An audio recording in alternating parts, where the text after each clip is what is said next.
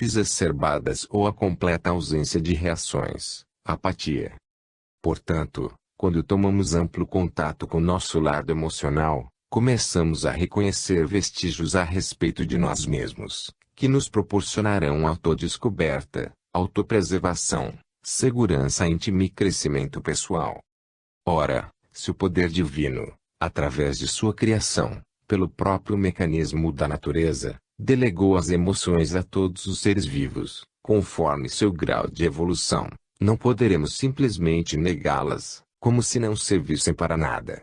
Tristeza, alegria, raiva ou medo são emoções básicas e deveremos usá-las como bússolas que nos nortearão os caminhos da vida.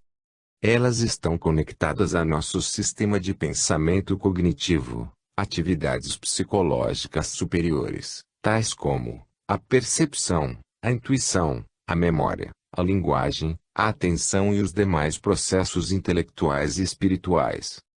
Ao ignorarmos nossas reações emocionais, não investigando sua origem em nós mesmos, teremos sempre a tendência de projetá-las nos outros.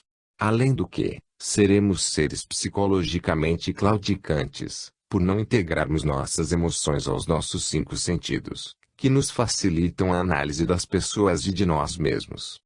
A tendência que certos indivíduos têm de atribuir falhas e erros a outras pessoas ou coisas, não enxergando e não admitindo como sendo suas, denomina-se projeção. Às vezes, tentamos fazer nossas emoções desaparecer, porque as tememos. Reconhecer o que realmente sentimos exigiria ação, mudança e decisão de nossa parte, e muitas vezes seríamos colocados face a face com verdades inadmissíveis e inconcebíveis por nós mesmos, e assim, tentamos projetá-las como sendo emoções não nossas, mas dos outros. Não sinta isso, é feio. Essa é uma das muitas velhas mensagens que ecoam em nossa mente desde a mais tenra infância. Com o passar do tempo, julgamos não mais senti-las, porque as escondemos da recriminação dos adultos. Em razão disso, certos indivíduos condenam com veemência os ciscos nos outros, pois veem em tudo luxúria e perversão, desonestidade ou ambição. É possível que esses mesmos indivíduos estejam reprimindo o reconhecimento de que eles próprios trazem consigo emoções sexuais e perversidades mal resolvidas, ou, em outros casos, emoções desmedidas de fama e de dinheiro projetadas sobre todos os que são por eles denominados ambiciosos e desonestos. Na indagação ou como dizeis ao vosso irmão, deixar-me tirar um argueiro do vosso olho, vós que tendes uma trave no vosso. Jesus reconhecia a universalidade desse processo psicológico, a projeção, e, como sempre, asseverava a necessidade da busca de si mesmo, para não transferirmos nossos traços de personalidade desconhecidos às coisas, às situações e aos outros. O Mestre nos inspirava um mergulho em nossa própria intimidade, a fim de que pudéssemos enxergar o lado obscuro de nossa personalidade. Ao tomarmos esse contato imprescindível com nossas sombras, a consciência se torna mais lúcida, crítica e responsável, descortinando amplos e novos horizontes para o seu desenvolvimento e plenitude espiritual. Finalizando, atentemos para a análise. As condutas alheias que mais nos irritam são aquelas que não admitimos estar em nós mesmos. Os outros nos servem de espelho, para que realmente possamos nos reconhecer. 33. O verniz social. Capítulo 9, item 6. A benevolência para com os semelhantes, fruto do amor ao próximo, produz a afabilidade e a doçura, que lhes são a manifestação. Entretanto, não é preciso fiar-se sempre nas aparências. A educação e o hábito do mundo podem dar o verniz dessas qualidades. Nem sempre conseguimos mascarar por muito tempo nossas verdadeiras intenções e planos matreiros. Não dá para enganar as pessoas por tempo indeterminado. Após vestirmos as roupagens da afabilidade e doçura para encobrir rudez e desrespeito, vem a realidade dura e cruel que desnuda aqueles lobos que vestiram a pele de ovelha. Realmente, é no lar que descortinamos quem somos. É no lar que escorre o verniz da bonança e da caridade que passamos sobre a face e que nos revela tal como somos aos nossos familiares.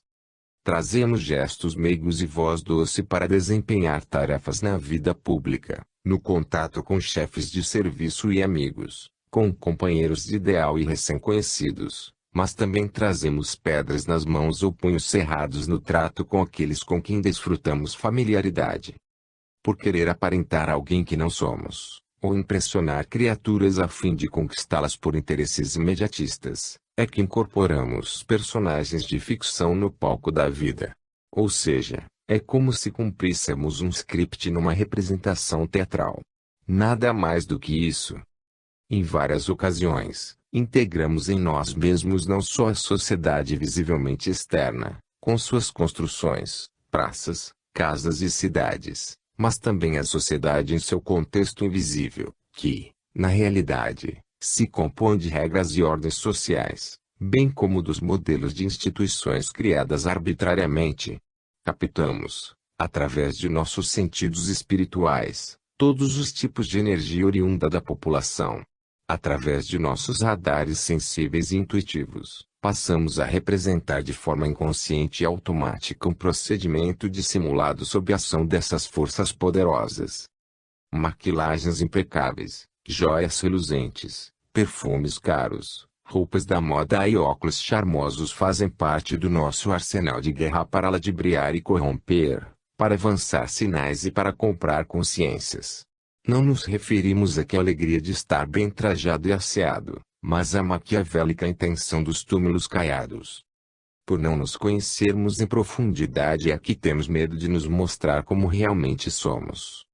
Num fenômeno psicológico interessante, denominado introjeção, que é um mecanismo de defesa por meio do qual atribuímos a nós as qualidades dos outros, fazemos o papel do artista famoso, dos modelos de beleza, das personagens políticas e religiosas, das figuras em destaque, dos parentes importantes e indivíduos de sucesso, e por muito tempo alimentamos a ilusão de que somos eles, vivenciando tudo isso num processo inconsciente.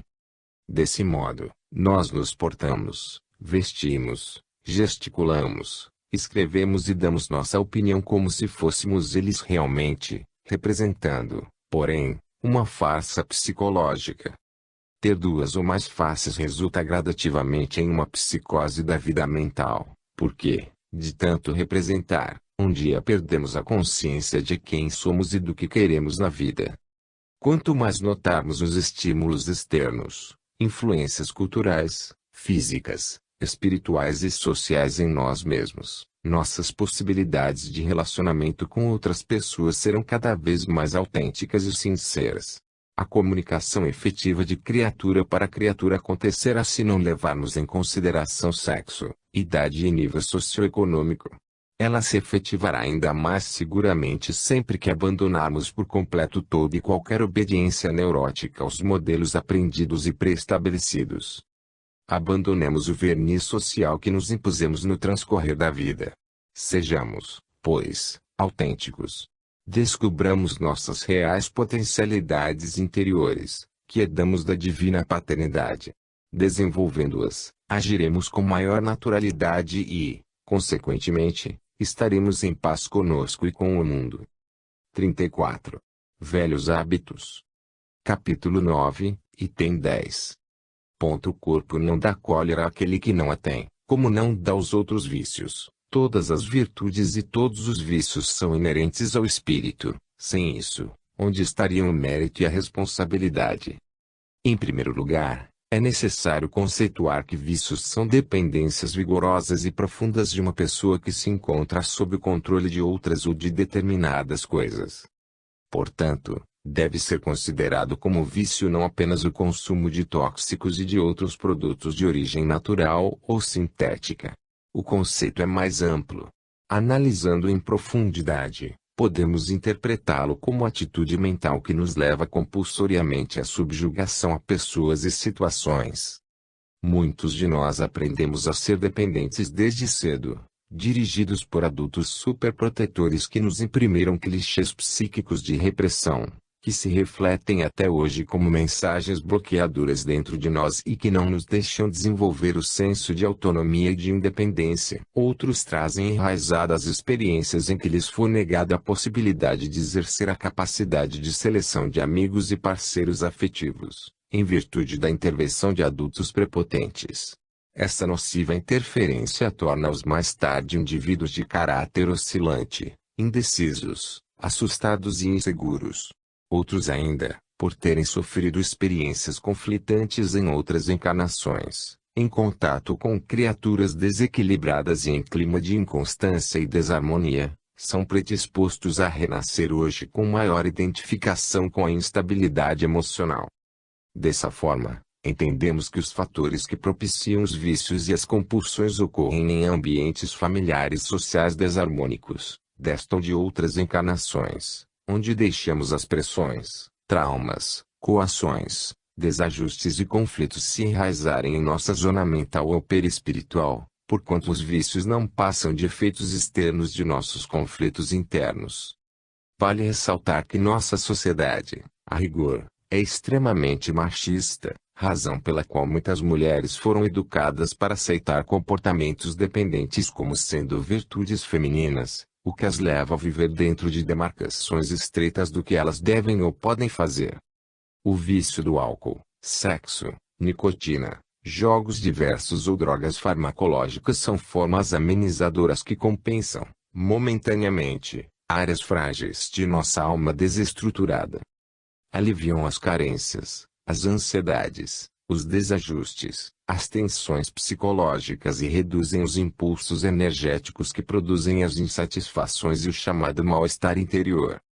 Pode parecer que as opções vício-dependência disfarcem ou abrandem a pressão torturante, porém o desconforto permanece imutável.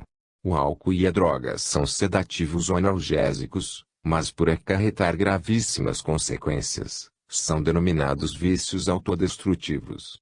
A comida é uma dependência considerada, de início, vício neutro, para, depois, transformar-se numa opção de fuga negativa e profundamente desorganizadora do nosso corpo físico-psíquico. Há manias ou vícios comportamentais tão graves e sérios que nos levam a ser tratados e considerados como pessoas de difícil convivência, isto é, inconvenientes. Vício de falar descontroladamente, sem raciocinar, desconectando-nos do equilíbrio e do bom senso. Vício de mentir constantemente para nós mesmos e para os outros, por não querermos tomar contato com a realidade. Vício de nos lamentarmos sistematicamente, colocando-nos como vítima em face da vida, para continuarmos recebendo a atenção dos outros. Vício de nos acharmos sempre certos, para podermos suprir a enorme insegurança que existe em nós. Vício incontido de gastar desnecessariamente, sem utilidade, a fim de adiarmos decisões importantes em nossa vida. Vício de criticar e mal julgar as pessoas, para nos sentirmos maiores e melhores que elas. Vício de trabalhar descontroladamente, sem interrupção, para nos distrairmos interiormente, evitando desse modo os conflitos que não temos coragem de enfrentar. Inquestionavelmente, as chamadas viciações resultam do medo de assumir o controle de nossa vida e, ao mesmo tempo, do medo de nos responsabilizarmos por nossos atos e atitudes, permitindo que eles fiquem fora de nosso controle e de nossas escolhas. Quaisquer que sejam, contudo, os motivos e origem de nossos velhos hábitos, urge estabelecermos pontos fundamentais, a fim de que comecemos indagando por que somos dependentes emocionalmente e qual é a forma de nos relacionarmos com essa dependência. Aqui estão alguns itens a ser também observados e que provavelmente nos ajudarão a ser mais independentes, além de capazes de satisfazer nossos desejos e vocações naturais. Ao mesmo tempo, nos permitirão estar junto a pessoas e situações sem tornar-nos parcial ou totalmente dependentes delas. Aguçar nossa capacidade de decidir, de optar e de escolher cada vez mais livre das opiniões alheias. Combater nossa tendência de ser bonzinhos, ou melhor, de desejar ser sempre agradáveis aos outros, mesmo pagando o preço de nos desagradar. Estimular nossa habilidade de dizer não, quantas vezes forem necessárias, desenvolvendo assim nosso senso de autonomia, a fim de não cair nos modismos ou pressões grupais. Estabelecer no ambiente familiar um clima de respeito e liberdade, eliminando relações de superdependência simbióticas, para que possamos ser nós mesmos e deixemos os outros ser eles mesmos. Criar padrões de comportamentos positivos, pois comportamentos são hábitos, e nossos hábitos determinam a facilidade de aceitarmos ou não as circunstâncias da vida. Conscientizar-nos de que somos seres humanos livres por natureza, mas também responsáveis por nossos atos e pensamentos, pois recebemos por herança natural o livre-arbítrio.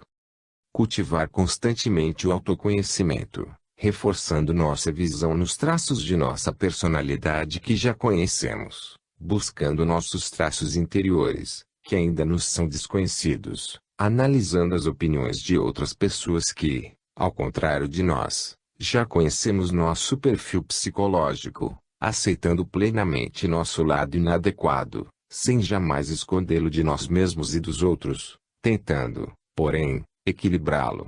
Meditemos, pois, sobre essas ponderações que, com certeza, nos ajudarão a libertar-nos dessas necessidades constrangedoras, cujas verdadeiras matrizes se encontram na intimidade de nós mesmos. 35. Belo planeta Terra. Capítulo 3, item 7. Ora, da mesma forma que, numa cidade, toda a população não está nos hospitais ou nas prisões, toda a humanidade não está sobre a terra, como se sai do hospital quando se está curado, e da prisão quando se cumpre o tempo, o homem deixa a terra por mundos mais felizes, quando está curado das suas enfermidades morais. Realmente, a Terra é um minúsculo grão de areia no imenso cosmo universal. Mundos incontáveis, estrelas de maior grandeza que o Sol, circulam pelos complexos interplanetários, e constelações inúmeras se encaixam em galáxias de milhares de anos-luz. Assegura a ciência que a Via Láctea possui mais de 200 milhões de estrelas espalhadas harmonicamente entre suas nebulosas, e que sua forma espiralada tem uma extensão aproximada de 100 mil anos-luz para ser percorrida de uma ponta a outra. Vivemos num turbilhão de galáxias e galáxias, somos viajores do espaço, habitantes do universo em busca da perfeição, e o nosso destino é a felicidade plena. Nosso planeta é a residência que nos acolhe atualmente, portanto, amá-lo e protegê-lo é o nosso lema. A Terra, de uma beleza sem igual, é para nós outros, encarnados e desencarnados, domiciliados temporariamente neste orbe azulado, o nosso ninho de aconchego e progresso espiritual. Nossa concepção de beleza é ajustada às condições de evolução do planeta. O que vemos e sentimos está sintonizado com nosso modelo de belo interior e, por conseguinte, vislumbramos fora o que somos por dentro. A boca fala do que está cheio o coração, disse Jesus, e nós completamos, os olhos veem conforme nossa atmosfera interior. É por isso que alguns afinam, este planeta é uma prisão, outros dizem porém, não, é um hospital, mais além outros tantos asseguram, é um belo jardim de paz. Tua casa psíquica determina a tua existência, tua observação focaliza pântanos pestilentos ou fontes cristalinas, serpentes ou pássaros e, assim, dirijas teu modo característico de ver, conforme teu modelo interior, materializando e evidenciando as coisas ou as pessoas fora de ti mesmo. O mundo moderno coloca o pensamento ecológico como um dos meios para que os homens possam sobreviver no planeta, interrelacionando perfeitamente a flora e a fauna existentes em nosso meio ambiente. Tudo está integrado em tudo. As águas necessitam das plantas e vice-versa, os animais, das florestas, e os homens fazem parte desse elo ecológico, não como parte imprescindível, mas como parte integradora. Allan Kardec, um dos precursores do pensamento ecológico, desde 1868, refere-se à providência divina como a atenção de Deus para com tudo e todos, definindo-a como a solicitude que está por toda parte, tudo vê e a tudo preside, mesmo as menores coisas. É nisso que consiste a ação providencial. Transcorrido mais de um século, a humanidade continua estudando e observando essa tensão celestial, em que cada ser vivo do planeta se interconecta, sendo todos essencialmente necessários para a manutenção de todos, e aprendendo a ver a vida em suas harmoniosas relações de autoajuda, visto que submetida sempre a uma ação superior e inteligente, que a todos provê. Paralelamente, e em razão disso, se os rios e as florestas morrerem, os homens também perecerão de modo parcial. Todos nós somos natureza, somos vida em abundância. Também tu és natureza, e as várias moradas às quais se refere a Jesus são hoje, pelo Espiritismo, levadas a outras tantas interpretações de maior compreensão e discernimento quanto ao modo de examinar e analisar a vida no planeta. Ama a terra. Ama a natureza. Nosso mundo, nossa casa. 36. Imposições. Capítulo 8, item 8. Ponto não é o que entra na boca quem enlameia o homem, mas o que sai da boca do homem. O que sai da boca parte do coração, e é o que torna o homem impuro. Ponto. Mas comer sem ter lavado as mãos não é o que torna um homem impuro. Os costumes de uma época refletem de tal maneira sobre os indivíduos que eles passam a vê-los primeiramente como normas sociais, depois como valores morais, culminando finalmente como ordens divinas. A liberdade de pensar e agir é um dos direitos mais sagrados do homem e, portanto, asas poderosas para o seu adiantamento espiritual. Liberdade da qual ele nunca deverá abrir mão, em hipótese alguma. Pessoas amarradas por normas opressoras mal podem respirar o ar de suas próprias ideias e mal podem se locomover para o crescimento interior, porque aspirações são anuladas, gestos são vigiados, anseios são negados constantemente. Não é o que entra na boca quem enlameia o homem, mas o que sai da boca do homem.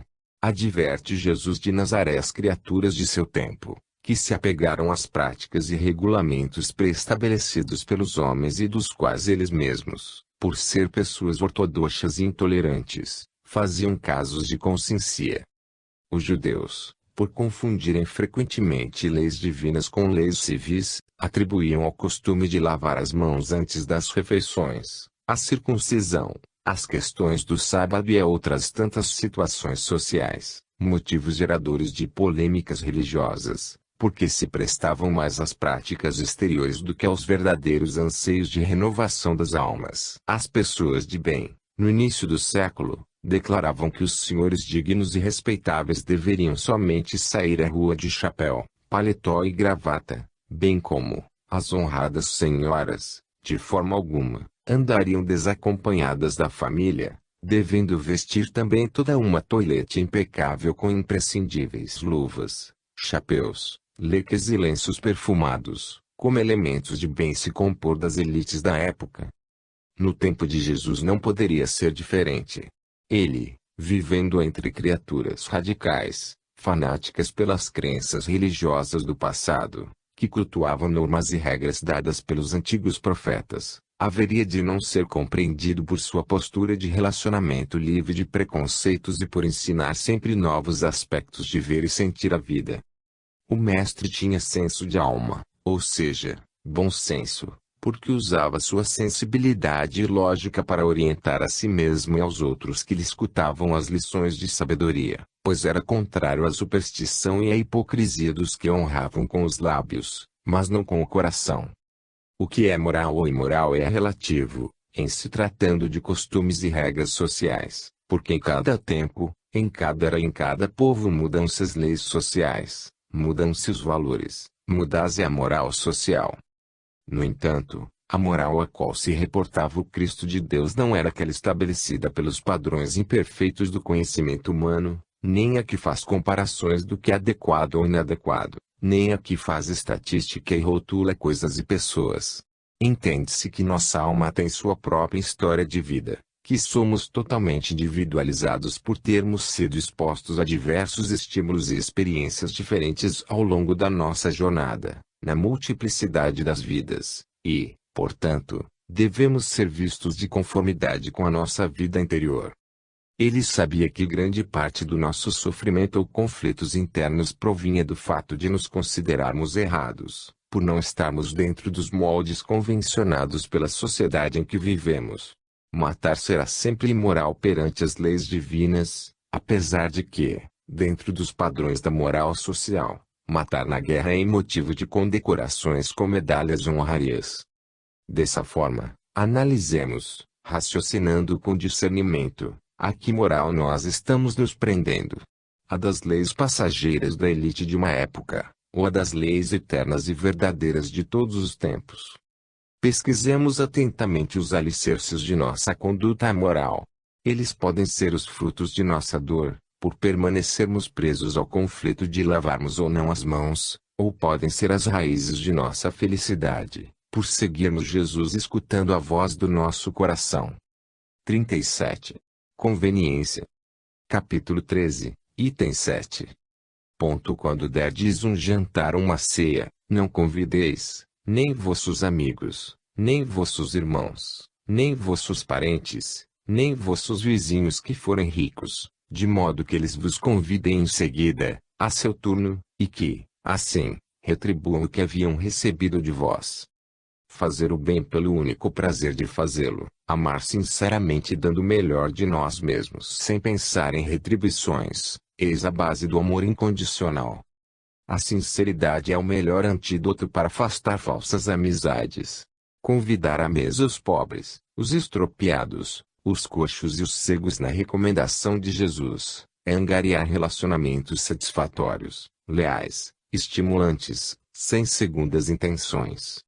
Talvez por querermos levar vantagens e proveito em tudo, tenhamos atraído para o nosso círculo afetivo amizades vazias, distorcidas, que representam verdadeiros parasitas de nossas energias. Por isso nos sentimos, algumas vezes, inadaptados ao meio em que vivemos. Mas se amarmos por amar, encontraremos criaturas que não se preocuparão com as escalas hierárquicas e nos aceitarão como somos. Não esperarão de nós toda a sabedoria para todas as respostas, apenas compartilharão conosco o carinho de bons amigos. O refrão da conveniência é: vou-te amar se me recompensares, serei teu amigo. Se me convidares, eu te prestigiarei. Se ficares sempre a meu lado, eu te amarei. Se concordares comigo, concordarei contigo. Jesus nos pede desinteresse nas relações, e não imposições de conformidade com as nossas paixões. Ele nos ensina a lição de não manipularmos ocasiões, porque toda cobrança fragiliza relacionamentos, e em verdade é uma questão de tempo para que tudo venha a ruínas. Os sentimentos verdadeiros não são mercadorias permutáveis, mas alimentos nutrientes das almas, os quais nos dão fortalecimento durante as provas e reerguimento perante as lutas expiatórias. Quando esperamos que os outros supram nossas carências e nos façam felizes gratuitamente, não estamos de fato amando, mas explorando-os. Ao identificarmos jogos de manipulação, procuremos relembrar nossa verdadeira missão na Terra, pois sabemos que não viemos a este mundo a fim de agradar os outros ou viver à moda deles, mas para aprender a amar a nós mesmos e aos outros, sem condições. Em muitas ocasiões, fundimos nossos sentimentos com os de outros seres, cônjuge, pais, filhos, amigos, irmãos, e perdemos nossas fronteiras individuais, por ser momentaneamente conveniente e cômodo. A partir daí, esperamos sempre retribuições deles, nossos amados, e sofreremos se eles não fizerem tudo como desejamos. Esquecemos de abrir o círculo da afetividade para outros seres e não percebemos o quanto é saudável e imensamente vitalizante essa postura. Continuamos a convidar à mesa somente aqueles com quem fazemos questão de compartilhar mútuos interesses. Embora, de início, não avaliemos o mal que essa atitude nos causa, é provável que soframos a solidão num amanhã bem próximo, pois os laços afetivos podem ser desfeitos pela morte física ou por separações outras. Por termos restringido esses vínculos afetivos, sentiremos certamente a tristeza de quem se acha só e abandonado como se tivesse perdido o chão. A observação dos jogos sociais dá-nos-á sempre uma real percepção de onde e quando existem encontros unicamente realizados para a busca de vantagens pessoais. E para que possamos promover autênticos encontros, providos de sinceridade e boas intenções, é preciso sejamos primeiramente honestos com nós mesmos, para atrairmos as legítimas aproximações, através de nossos pensamentos e propósitos de franqueza.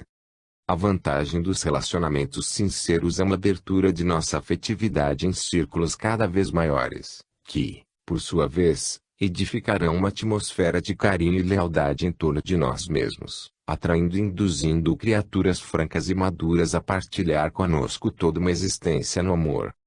38. Viver com naturalidade. Capítulo 17, item 10. Vivei com os homens de vossa época, como devem viver os homens. Fostes chamados a entrar em contato com espíritos de natureza diferente, de caracteres opostos. Não choqueis nenhum daqueles com os quais vos encontrardes. Sede alegres, sede felizes, mas da alegria que dá uma boa consciência. Viver o felizes segundo as necessidades da humanidade é viver com naturalidade, ou seja, participar efetivamente na sociedade usando nosso jeito natural de ser. Todos nós fomos abençoados com determinadas vocações, e o mundo em que vivemos precisa de nossa cooperação individual, para que possamos, ao mesmo tempo, desenvolver nossas faculdades inatas na prática social e aumentar nossa parcela de contribuição junto à comunidade em que vivemos, no aperfeiçoamento da humanidade. Possuímos talentos que precisam ser exercitados para que possam florescer, mas poucos de nós damos o real valor a essa tarefa. Esses mesmos talentos estão esperando nosso empenho de se dar força, a fim de colocá-los em plena ação no intercâmbio das relações com as pessoas e com as coisas. Não podemos então olvidar que viver no mundo é entrar em contato com espíritos de natureza diferente, de caracteres opostos, reconhecendo que cada um dá o que tem, vive do jeito que pode, percebe da maneira que vê, admitindo que, por se tratar de tendências, talentos e vocações, todos nós temos a peculiar necessidade de ser como somos e estar onde quisermos na vida social. Talentos são impulsos naturais da alma adquiridos pela repetição de fatos semelhantes, através das vidas sucessivas. Vocação é a voz que chama, palavra oriunda do latim vocatus, que quer dizer chamado ou convocação. Pelo fato de a natureza ser uma verdadeira vitrina de biodiversidade ou multiplicidade de seres, é que cada indivíduo tem suas próprias ferramentas, úteis para elaborar na lida social. Todas as árvores são árvores, mas o pessegueiro não tem as mesmas peculiaridades do limoeiro, nem o abacateiro as da mangueira. Por isso, cada pessoa também se exprime em níveis diversos segundo as múltiplas formas com que a sabedoria divina nos plasmou na criação universal. Assim, todos somos convocados a agir no social, não com um aspecto severo e lúgubre, repelindo os prazeres que as condições humanas permitem, mas felizes, fazendo uso de nossos potenciais e faculdades prazerosamente. Jesus de Nazaré vivia, à sua época, uma vida mística distante da sociedade. O Cristo de Deus se integrava intensamente no social, participando das festas de casamento, do relacionamento fraterno, amando intensamente os amigos, sem preconceito algum fazia visitas e tomava refeições em companhia de variadas criaturas, percorrendo cidades, campos e estradas sempre acompanhado dos amigos queridos e das multidões que o cercavam.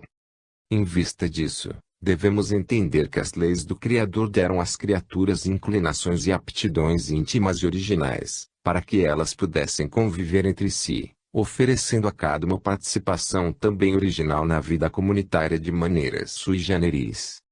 Devemos, sim, viver no mundo com a consciência de que somos espíritos eternos em crescimento e progresso, e de que o nosso ânimo de viver em sociedade depende de colocarmos em prática as nossas verdadeiras capacidades e vocações da alma.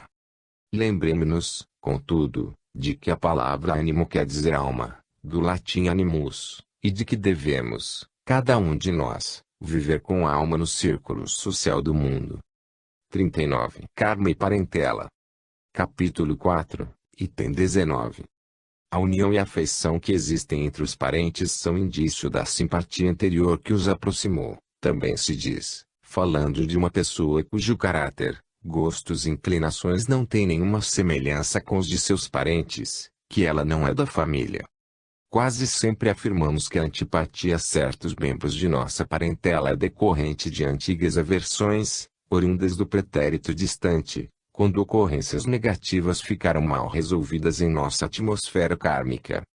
Dessa forma, justificamos aversões e incompatibilidades de gênio, transformando o ambiente familiar em verdadeiro campo de batalha, onde todos têm razão e, ao mesmo tempo, todos se dizem vítimas impotentes do destino. Importante lembrar que, se fomos reunidos aqui e agora, é porque este é o melhor tempo para solucionarmos comportamentos inconvenientes, posturas de vida intransigentes e para promovermos nossa transformação interior, fatores imprescindíveis para o crescimento da alma. Não se autorresponsabilizar por feitos e atitudes no presente, inocentando-se e lançando desculpas pelos desatinos do passado, é assumir a condição de injustiçado, ou mesmo, de vítima. E como afirmar que a divina providência cometeu para com tua existência uma falta, fazendo-te renascer em ambiente não correspondente ao teu desenvolvimento espiritual, o que logicamente é um enorme absurdo. Não são situações de vidas passadas que te complicam os relacionamentos afetivos, e sim a continuidade dos velhos modos de pensar, das crenças incoerentes e da permanência em doentes pontos de vista de onipotência. Adultos dominadores desenvolvem expectativas em relação ao círculo em que vivem, alterando as escolhas pessoais dos familiares. Se estes não são acostumados a pensar por si, permitem facilmente que lhes alterem as trilhas que tinham delineado e definido como metas particulares. Fatalmente, esses mesmos indivíduos um dia se revoltarão contra as atitudes de dominância e rejeitarão ser manipulados de novo, desenvolvendo assim sérios atritos no lar. Em muitas ocasiões, por atitudes autoritárias, a profissão que é exercida difere de modo frontal daquela que a criatura escolheu. Em vista disso, ela vive constantemente contrariada, por ver frustrado o seu projeto interno, e se revolta não só contra quem desencadeou a intromissão em sua trilha de vida, mas também contra o mundo, a sociedade e contra si mesmo, por não ter lutado por tudo aquilo que desejava. Parentes inseguros superprotegem os seus escolhidos, tornando-os impotentes em áreas em que já poderiam ser independentes. Por obrigá-los a compartilhar os seus mesmos pontos de vista, evidenciam um enorme desrespeito ao outro, demonstrando com isso que, talvez, nem eles mesmos saibam o que querem realmente da vida. Assim, com frequência, filhos se defrontam com pais e irmãos, lutando contra gestos de arrogância.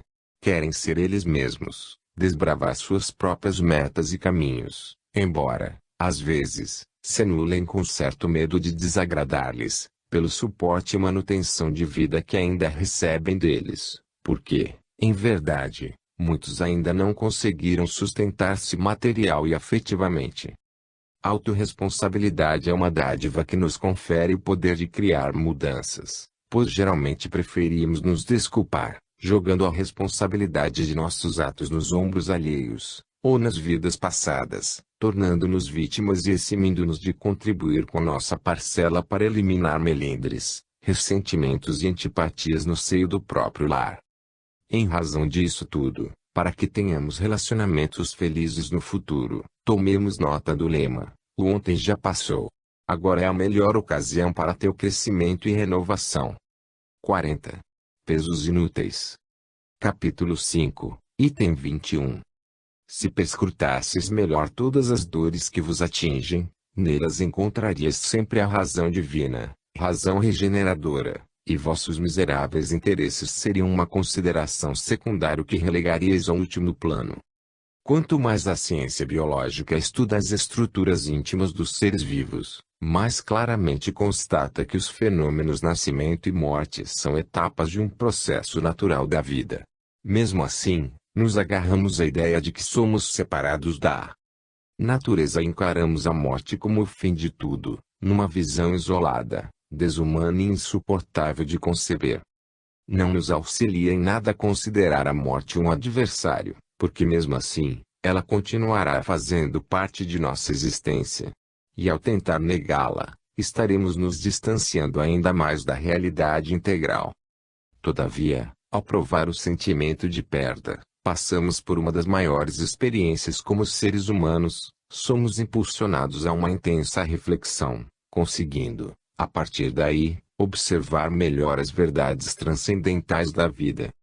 Nada se perde no universo do Todo-Poderoso, tudo se transforma de modo maravilhoso, e com o passar do tempo aprendemos a entender e aceitar a morte, numa visão harmônica e translúcida. Em verdade, a morte física não nos tira a vida, mas simplesmente faz com que passemos a transitar por novos caminhos. E como não temos a posse sobre os outros, ou melhor, as pessoas não nos pertencem, a vida maior constantemente nos coloca à disposição situações e lugares novos, nos mais diversos planos existenciais, para que possamos nos enriquecer com as múltiplas experiências. Somos nômades do universo, viajantes das vidas sucessivas, na busca do aperfeiçoamento. Há inconformados que sofrem por longo tempo a perda de pessoas amadas que passaram para outros níveis espirituais. E realmente aflitiva a saudade mesclada na dor, que abala a alma daquele que vê partir seus entes queridos. Ainda que a dor seja intensa, o homem deve ser honesto consigo mesmo, buscando continuadamente uma percepção mais precisa dos processos pessoais de não aceitação em face da morte e uma conscientização do porquê dos sentimentos de rejeição que o mantém preso a um constante círculo de pensamentos inconformistas. Certos indivíduos sentem profunda culpa se não chorarem e não se lastimarem indefinidamente, porque acreditam que as pessoas poderão julgá-lo como desumano e desprovido da capacidade de amar os familiares que partiram. Outros, por terem atitudes conservadoras e limitantes a respeito da afetividade, cultuam falecidos entes queridos para sempre, como se não existisse mais ninguém para amar. Exageram uma época de grande felicidade. Não acreditam que possam ter ainda reencontros alegres e vivem amarrados no passado propositadamente. Por medo da solidão, certas criaturas lamentam de forma ininterrupta a privação de seus parentes, num fenômeno quase que inconsciente, para chamar a atenção de outros familiares, a fim de que estes supram suas carências afetivas e suas necessidades básicas de consideração. Diversas pessoas que já atravessam leves crises de melancolia, ficam sujeitas a períodos angustiantes ainda mais longos e agravados, quando perdem seus afetos. Sem se dar conta de que, se examinassem com mais cuidado as matrizes dos seus estados depressivos, melhorariam sensivelmente, e que, por projetarem a causa de sua aflição apenas sobre a perda, sofrem muito sem a mínima condição de vislumbrar a cura definitiva. Existem almas que passam vidas inteiras ao redor de outras almas, cuidando delas. Por não ter vida própria, estão sujeitas a um grau de dependência e apego enorme. Cultivam a dor como pretexto para sentir-se mais vivas e mais estimuladas, porque tudo que lhes restou foi agarrar-se às lembranças dolorosas na crença de que não podem mais parar de sofrer pela separação dos seres amados. Nossos sentimentos resultam dos processos de nossas percepções, emoções e sensações acumuladas ao longo das vidas pretéritas e da vida atual, e é através deles que temos toda uma forma peculiar de sentir e agir. Não obstante, analisando nossos sentimentos de perda e interpretando os reais fundamentos de nossas dores, poderemos nos conscientizar se estamos agravando ou não nosso sentir. As dores da separação de filhos, cônjuges, irmãos e amigos podem ser agravadas, se a ela juntarmos o sentimento de culpa, remorso, dependência, conservadorismo, medo e não aceitação. Lembremos-nos, porém, das palavras de Paulo, e, quando este corpo mortal se revestir da imortalidade, então se cumprirá a palavra que está escrita: tragada foi a morte na vitória. Onde está, ó morte, o teu aguilhão? Façamos, dessa forma, uma transubstanciação de nossos padecimentos e pesares, apartando todos os pesos inúteis, descartando-os e substituindo-os pelas doces brisas dos ensinos da vida eterna. Agindo assim, veremos abrandar em pouco tempo nosso coração turvado e pesaroso, que depois se tornará verdadeiramente aliviado e translúcido. 41. O Espiritismo. Capítulo 1, Item 5. O Espiritismo é a nova ciência que vem revelar aos homens, por provas irrecusáveis, a existência e a natureza do mundo espiritual, e suas relações com o mundo corporal. Ele nos mostra, não mais como uma coisa sobrenatural, mas, ao contrário, como uma das forças vivas e incessantemente ativas da natureza. Uma visão sobre a vida maior renasce no século XIX na França. Verdadeiro ato heróico fez o notável professor Allan Kardec, ao trazer toda uma ideia sobre a espiritualidade para o velho mundo, até então adormecido pelas doutrinas materialistas e lucrativas vigentes na época. O Estado e as classes sociais dominadoras transformavam os interesses de alguns em necessidades de todos. Para assegurar privilégios e poder, usavam dos instrumentos possíveis, desde as religiões, meios de comunicação e até a escola, como difusão de crenças e valores que lhes garantissem a ordem social e seus ideais como verdades de todos. A religião como instituição sagrada se convertia em instrumento e, ao mesmo tempo, vítima do processo. Os sacerdotes eram os donos das almas há séculos, e os destinos das criaturas estavam circunscritos às decisões eclesiásticas, que detinham o cetro divino da absolvição ou da condenação. Acreditava-se que as consciências não tinham estrutura de fato para fazer avaliações sobre o certo e o errado, por isso eram manipuladas por crenças autoritárias e arbitrárias, ditadas por homens intransigentes e fanáticos. A missão imposta às escolas e às universidades era de contribuir para a difusão e consolidação de ideologias criadas por esses grupos detentores da decisão, formando consciências submissas e servis, tementes a Deus, ao rei e ao Estado e impondo-se com argumentos incompatíveis com a ordem divina, para atender a necessidades camufladas pelos herdeiros privilegiados e arrogantes de uma sociedade absolutista. O eminente educador Rivail, homem de uma religiosidade missionária, traz à França, em meio ao positivismo de Auguste Comte, a ideia imortalista do espiritismo. Apesar de a crença na reencarnação ter sido banida do movimento religioso pelos concílios ecumênicos da antiguidade, Kardec apresenta o mundo sob a supervisão dos espíritos superiores, estabelecendo assim novos rumos à sociedade, preza conceitos de superioridade de nascimento e graças especiais entre os escolhidos. Os preconceitos de classe social, cor e sexo caem por terra, já que pela roda das encarnações sucessivas poderemos habitar os mais diferentes corpos e pertencer às mais diversas castas da sociedade. A família patriarcal e possessiva já não tem razão de ser e a servidão da mulher toma conotação de crença despótica e machista. Faz-se então uma verdadeira revolução nos costumes medievais que ainda vigoravam na época, a qual encontra consideração por parte de alguns, pela lógica e discernimento da vida como um todo, e oposição sistemática por parte de outros, pelo grau de imaturidade psicológica deles e por mexer em valores íntimos de convencionalismo e superstição arraigados em suas consciências através dos tempos. O Espiritismo fez renascer nas almas a compreensão da verdadeira natureza do homem e a percepção de que seu destino é fruto de suas escolhas.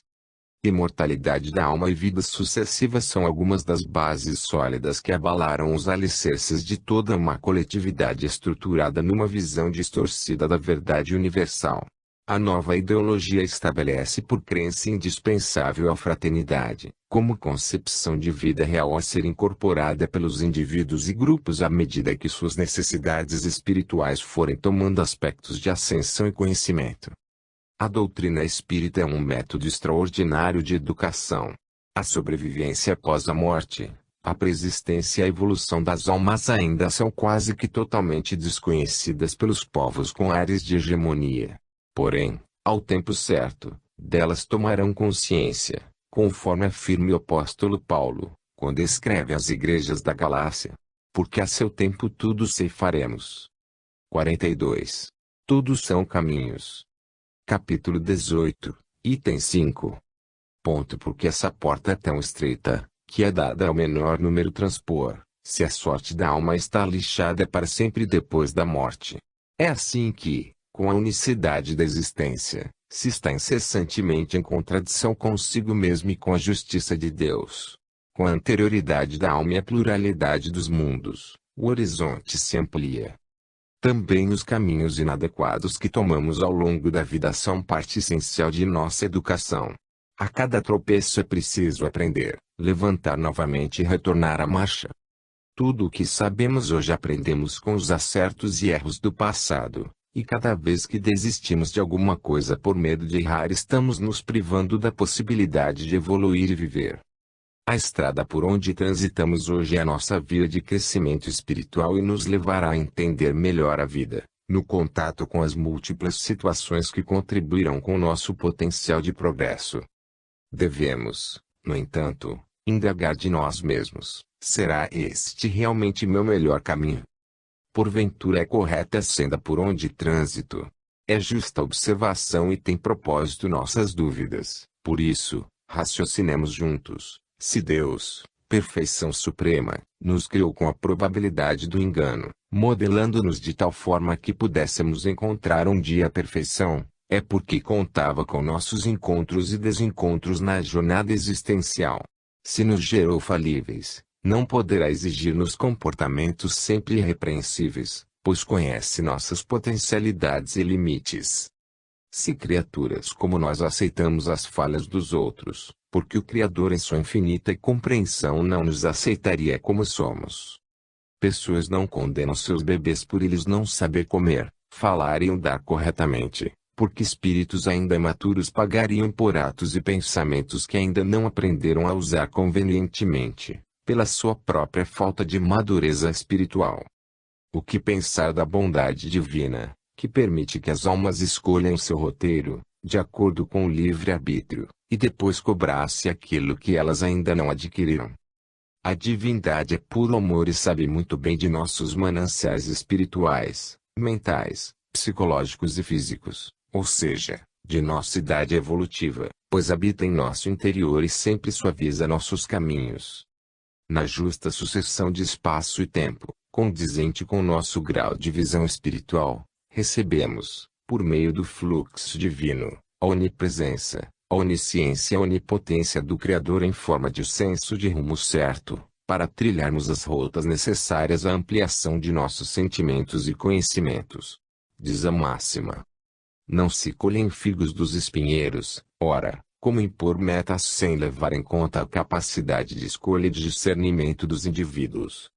Efetivamente, nosso caminho é o melhor que podíamos escolher, porque em verdade optamos por ele, na época, segundo nosso nível de compreensão e de adiantamento. Se, porém, achamos hoje que ele não é o mais adequado, não nos culpemos, simplesmente mudemos de direção, selecionando novas veredas. A trilha que denominamos errada é aquela que nos possibilitou a aprendizagem e o sentido do nosso melhor, pois sem o erro provavelmente não aprenderíamos com segurança a lição. Nós mesmos é que nos provamos, a cada passo experimentamos situações e pessoas, e delas retiramos vantagens e ampliamos nosso modo de ver e sentir, a fim de crescermos naturalmente, desenvolvendo nossa consciência. Ninguém nos condena, nós é que cremos no castigo e por isso nos autopunimos, provocando padecimento com nossos gestos mentais. Aceitemos sem condenação todas as sendas que percorremos. Todas são válidas se lhes aproveitarmos os elementos educativos, porque, assim somadas, nos darão sabedoria para outras caminhadas mais felizes. Mesmo aquelas trilhas que anotamos como caminhos do mal, não são excursões negativas de perdição perante a vida, mas somente equivocadas opções do nosso livre-arbítrio, que não deixam de ser reeducativas e compensatórias a longo prazo. Cada um percorre a estrada certa no momento exato, de conformidade com seu estado de evolução. Tudo está certo, porque todos estamos nas mãos de Deus. 43. Um impulso natural. Capítulo 12, item 3. Esse sentimento resulta mesmo de uma lei física, a da assimilação e da repulsão dos fluidos. Daí a diferença de sensações que se experimenta a aproximação de um amigo ou de um inimigo. Amar os inimigos é não ter contra eles nem ódio, nem rancor, nem desejo de vingança. Amar os inimigos não é, pois, ter para com eles uma afeição que não está na natureza, porque o contato de um inimigo faz bater o coração de maneira bem diferente do de um amigo. Na investigação profunda da raiva, do rancor ou da ira, devemos considerar os poderosos e irracionais impulsos de agressividade, espontâneos e inatos na psique humana. São emoções ou formações psíquicas que o espírito partilha com o mundo animal, do qual faz parte e de onde evoluiu. A moderna teoria evolutiva deve mais a Charles Darwin do que a qualquer outro evolucionista, pois foi toda ela construída nas bases de sua obra intitulada A Origem das Espécies. Hoje está provado cientificamente que as criaturas humanas sofreram um processo de evolução extraordinário.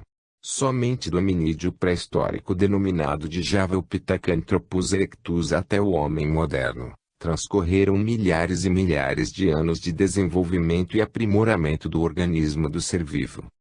Dessa forma, não podemos separar a natureza de nós mesmos, pois também somos natureza, já que pertencemos aos mesmos departamentos da vida, desde o mineral, vegetal, animal até o homem. Na natureza tudo foi criado com um objetivo e função, porque nada do que está em nós está errado. O que acontece é que, muitas vezes, usamos mal, ou seja, não aprendemos a usar convenientemente dentro de um senso de equilíbrio, as possibilidades mais íntimas de nossa alma imortal. Em nossos parentes distantes, os animais irracionais, existe o impulso do ataque e defesa. Manifesta-se também em nós esse mesmo impulso, denominado instinto de destruição. É ele uma das primeiras manifestações da lei de preservação, da sobrevivência dos animais em geral, e imprescindível para defendê-los dos perigos da vida. Nos dias atuais, o termo raiva talvez tenha sido interpretado como sendo somente crueldade, violência, vingança, quando, na realidade, significa primordialmente estado de alerta, visto que essa energia emocional nos aguça a todos os demais sentidos, para uma eventual necessidade de proteção e apoio a qualquer fato ou situação que nos coloque em ameaça. Esse impulso natural possibilita à nossa mente uma maior oportunidade de elaboração, percepção e raciocínio, deixando-nos alerta para enfrentar e sustentar as mais diversas dificuldades. Ativa nossos desejos de realização, impulsiona ações determinantes para rompermos a timidez e constrangimentos, encoraja-nos a nos colocar no meio social e estimula-nos a defesa e a fuga diante de situações de risco. Em vista disso, entendemos que exaltação, irritação, melindre, raiva, ódio, violência ou crueldade fazem parte da mesma família desse impulso, bem como coragem, persistência, determinação, audácia, valentia. Podemos sentir essas mesmas emoções, em níveis diversos de intensidade, de conformidade com nosso grau de evolução, conceituando esse ímpeto com nomenclaturas diversificadas. A etimologia da palavra emoção significa movimento para fora e pode ser conceituada como sendo movimento que sobre ou emerge em face de um possível estado de prazer ou dor. Emoções de construção, assim denominadas a simpatia e o afeto, aparecem com a antecipação do prazer. Já as emoções de destruição, também conhecidas como raiva ou irritação, surgem com a antecipação da dor.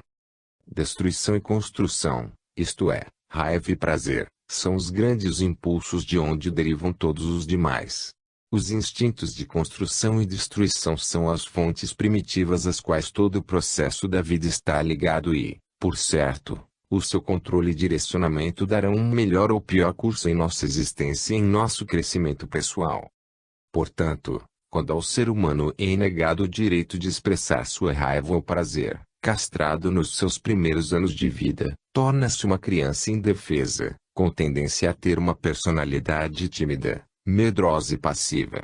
Já as tolerâncias ilimitadas dos pais nessas áreas induzirão o menor a se confundir com o uso de seus impulsos de agressividade e afeto, podendo atingir igualmente, em seu estado adulto, comportamentos apáticos e demonstrar uma enorme falta de iniciativa, infantilização ou superlativa dependência do lar. Grande parte dos professores, tios, pais e avós mantém uma forma de visão preconceituosa e obstinada sobre a raiva, soterrando os instintos inatos da criança, castigando-a e vendo-a como criatura má e imperfeita, a qual atribuem atitudes reprováveis. Por acreditarem que tais energias emocionais sejam completamente condenáveis e inadmissíveis, é que forçam os pequenos a ser, a qualquer preço, adaptados e bem comportados, à maneira deles. Isso irá gerar mais adiante posturas de isolamento e distanciamento dos adultos, por lhes ter sido negado o exercício de aprender a comandar suas mais importantes e primitivas emoções. Na contenção da raiva no adulto, notamos o escoamento do instinto para outros órgãos do corpo físico, surgindo assim a